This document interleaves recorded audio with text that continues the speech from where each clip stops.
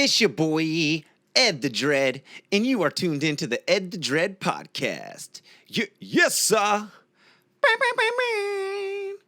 Hey, yo, big announcement, players. I'm about to fly the fuck out of here.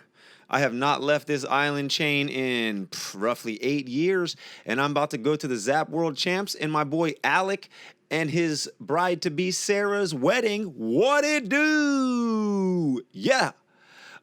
So this coming up weekend is the Zap World Championships of Skimboarding. I believe it's the 41st annual.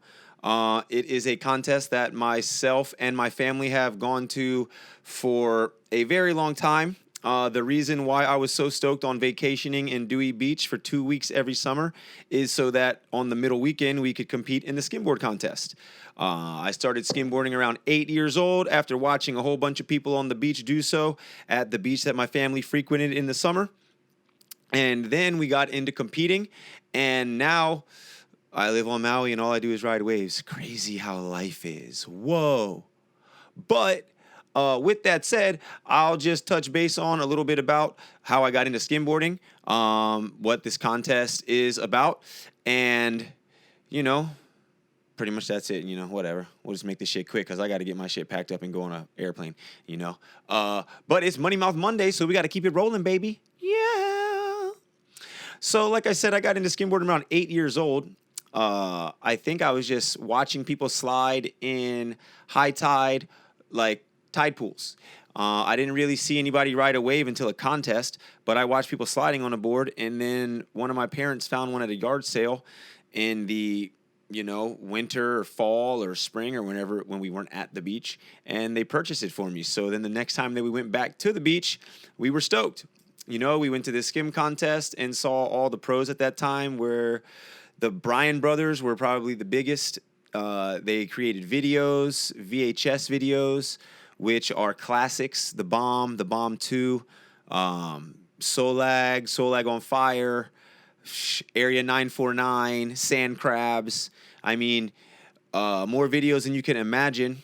And we would get them like every new VHS that came out every summer when we would go to the contest. And then the whole rest of the year, I would pretty much watch a skim video while I ate breakfast.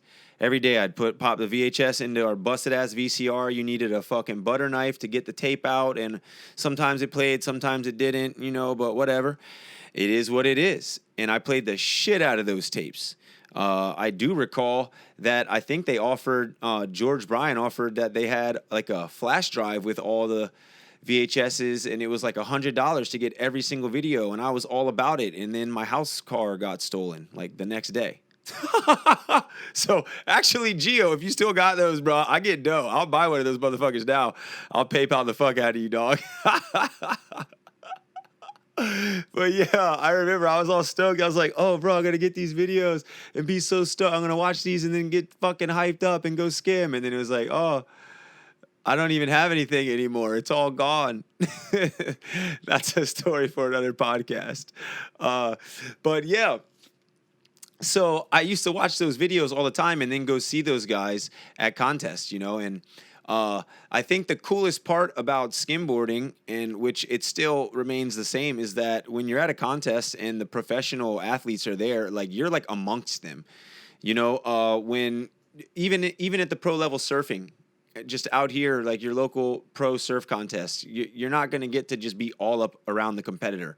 They might walk past you on their way from their heat back up to like the locker rooms or whatever, but it's a sport where, you could be friends with the professional competitors. You could hang out with them. They could be your camp coach, as a professional soccer athlete, I prided myself on staying until like the last kid's autograph was signed. It didn't matter to me, but that was just a thing because every sport I had seen or been a part of, these athletes were just right there amongst you, and they were able to, sign your autographs, take pictures with you. You saw them in videos. It was almost like you idolized these guys, but they were like human there with you. It's a thing. So I think that's, one of the things that makes skimboarding such a cool community. Now, when it comes to the East Coast Championship or the Zap World Championship, it started out as the East Coast Championship, which it was for, I don't know, maybe 2-3 decades. If the contest is 41 years old, then it means that it started in like 82 or something, you know. So for, I believe, the first 25 years or so, it was a pro-am contest, and it was considered the East Coast Championship. Dewey Beach is like the pinnacle of skimboarding on the East Coast. I mean, there's a lot of really sick spots all over the coast, between New York to Outer Banks to, you know, Florida's got sick skim too. But Dewey Beach, it's like everyone skims there. Like, it's not, I don't think there's any surfers. Like, I'm bringing a surfboard because I surf so much, but like, I don't even know if people surf like that, bro. It's like all I've ever seen is skimmers there. The waves come in a manner that allows you to do so and ride them down the line pretty long. So it's almost like if you could slide to it from the beach, why would you want to surf it? Like, you could just skim it finless.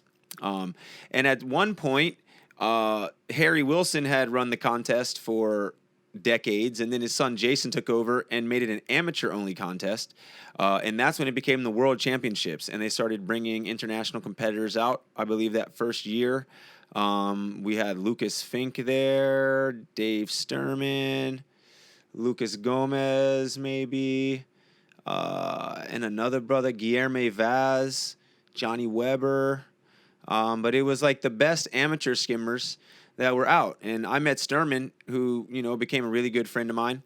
And he lives out here. I mean, we don't see each other. I barely ever leave Maui, and he's busy as shit on Oahu too. So, you know, it's like we don't cross paths too often, but, you know, still a good homie that I met from that event. Now, that was maybe like 14 or 15 years ago. And as the event progressed, you know, after maybe a decade of it being amateur only, which it was definitely the best prizes you could get in any amateur contest that you had ever been. I believe that I got my first GoPro as a prize there for like the Masters division, like the 25 to 29 or like 24 to 29 division. So it was a really sick amateur contest. And then recently, like I said, I've been out here, so I don't know exactly, but more recently it's become pro-am again, but it still brings competitors from all around the world. So it's a very big 3-day event. It takes up like a whole block of the beach with a double level scaffold, and it's just a show. I've announced it quite a bunch, but this year I'm gonna sit my ass down, kick my feet up, and watch some other homies do so. All right, this is going to be a vacation for me. Your boys work 6 days a week for 3 years. I'm about to chill out. Yeah.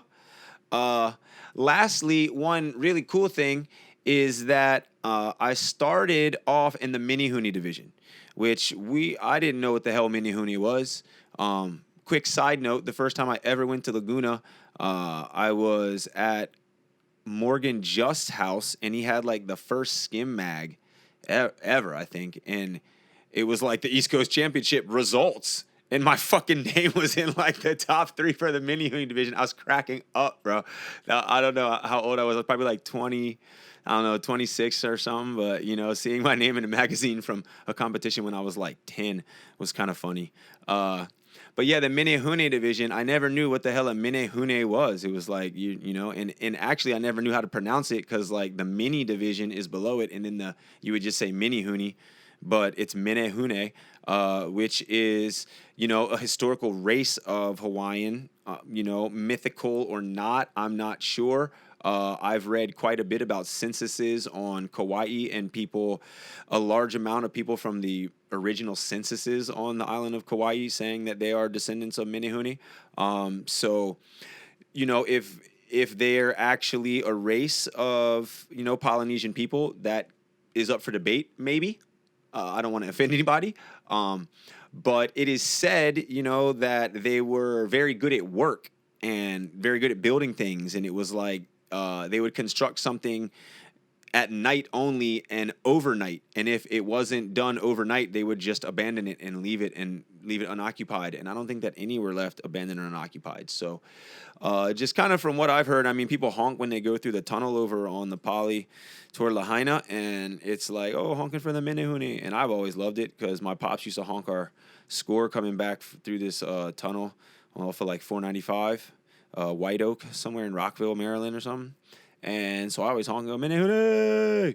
But just, full circle, that I started off skimming competitively in the Minehune division here at this contest, that I figure out what the Minehune are coming out to live on these islands, and I go back to the contest, which is tight. So I'm stoked. One thing is that, I'm excited to like feel the stoke of skimboarding again. I feel the stoke of surfing a lot. I'm a high school surf coach. Generally speaking, when the skim is firing somewhere, the waves are also firing somewhere to surf. So a lot of times in the last few years, I have opted to surf as opposed to skim. Now, for a number of years, when I was first living in a vehicle out here, big up, I love sandbars, all right, Seth Corson. This homie and I, would crash somewhere near each other, wake up near the same break, smoke a joint, and freestyle. Or he wouldn't freestyle, but I didn't even like rap at the time, bro. And this guy was like, come on, man, fucking, what are you talking about? Like, basically like, yo, bro, look, you black, you got flavor, like, fucking, just spit, dude, you're stupid, spit. And I was sitting there like, what the fuck you mean? And then I just started spitting, and the shit was tight. And I was rapping about the waves we were looking at and everything. So Seth was like, a very big catalyst in my return to hip-hop. And also just how much I would skim at that time. I mean, he loves to skim, bro. Like, it's like he don't give a fuck about surfing at all.